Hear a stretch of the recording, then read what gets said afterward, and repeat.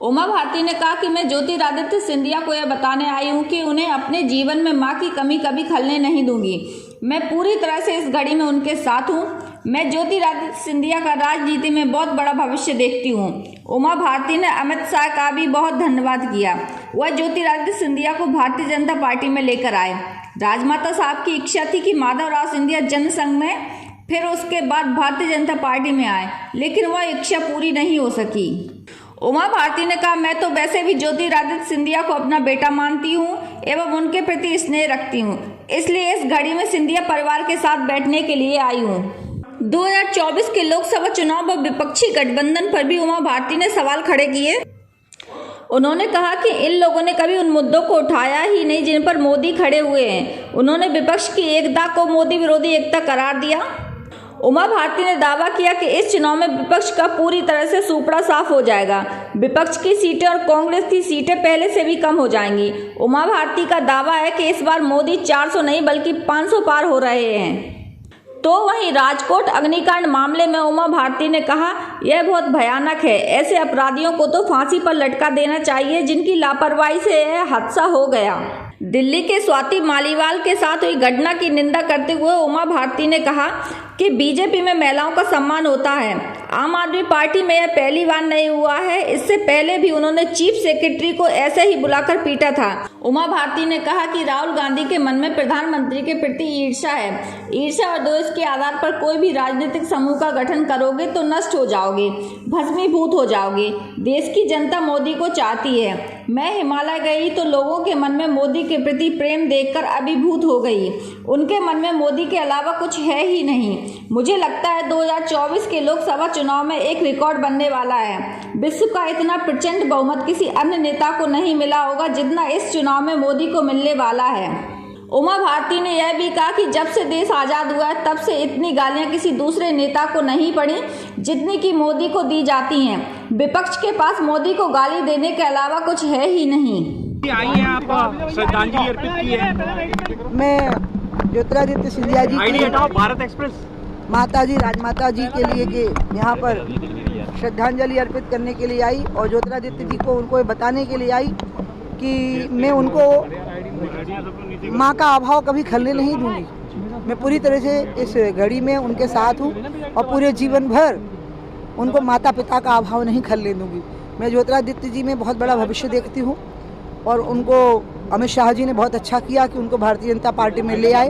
ये राजमाता साहब की इच्छा थी कि माधवराव सिंधिया जी भारतीय जनसंघ में आ जावें, उसके बाद भारतीय जनता पार्टी में आ जावे। वो नहीं हो पाया, लेकिन अमित शाह जी ने वो इच्छा पूरी की।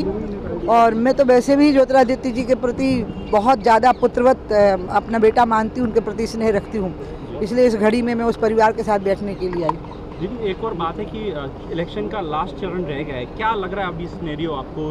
क्योंकि राहुल गांधी, अखिलेश यादव, ये प्रियंका गांधी, अरविंद केजरीवाल भी मोर्चा खोले हुए हैं, लगातार दावे कर रहे हैं। इन्होंने उन मुद्दों को उठाया ही नहीं है जिन पर मोदी खड़े हैं। ये मोदी विरोधी एकता है, ये मोदी की विचार विरोधी एकता नहीं है। जब तक कि किसी विचार के अधिष्ठान पर खड़े नहीं होंगे तब तक ये मोदी का मुकाबला नहीं कर पाएंगे। और इसलिए मुझे तो लगता है कि इस चुनाव में विपक्ष का सुपड़ा पूरी तरह से साफ हो जाएगा और विपक्ष की सीटें और कांग्रेस की सीटें पहले से भी कम हो जाएंगी और मोदी 400 पार नहीं 500 पार होंगे। राहुल गांधी का कहना है कि 22 जो परिवार है अडानी अंबानी से, केवल उन्हीं को लाभ पहुँचाया है मोदी। उनके कहने से कुछ नहीं होता। इस देश में छोटे से लेकर बड़े तक कितने लोगों ने तरक्की की है, तो निश्चित रूप से उस तरक्की में भारत में जो व्यावसायिक प्रगति हुई है उसका योगदान है। कितने स्टार्टअप खड़े हुए हैं, मुद्रा योजना से कितने लोगों ने लाभ उठाया है, कितने लोगों ने लाभ उठाए हैं और वो आगे बढ़े हैं। ऐसा कोई व्यक्ति को फेवर किया गया ऐसा नहीं है। राजकोट की सीधी के अंदर हुई है, आदिवासी बच्चियों के साथ दुष्कर्म, 7 बच्चियों के साथ आवाज। कब की बात आई है? अभी कल परसों। अच्छा, मैं हिमालय में थी ना, मैं तो आई ही कल हूँ। हिमालय से बहुत दूर थी, मैं तो विष्णुप्रयाग में थी, मतलब बद्रीनाथ से सिर्फ 35 किलोमीटर नीचे थी। प्रियंका गांधी नहीं, ये बहुत दुखद घटना है बच्चियों के साथ दुष्कर्म की और इस पर कठोरतम कार्रवाई होनी चाहिए। दूसरी बात जो आपने अभी गुजरात के हादसे की बात कही है, बहुत भयानक है और ऐसे अपराधियों को तो फांसी पर लटका देना चाहिए जिनकी लापरवाही से हादसा हो गया है। जी। आम आदमी पार्टी की जो स्वाति मालीवाल है उनके साथ भी मारपीट हुई, मुझे कांग्रेस का भी कोई बयान नहीं आया। आप भारतीय जनता पार्टी ने शुरू से ही इस बात की निंदा की है। हमारे यहाँ महिलाओं का बहुत सम्मान होता है।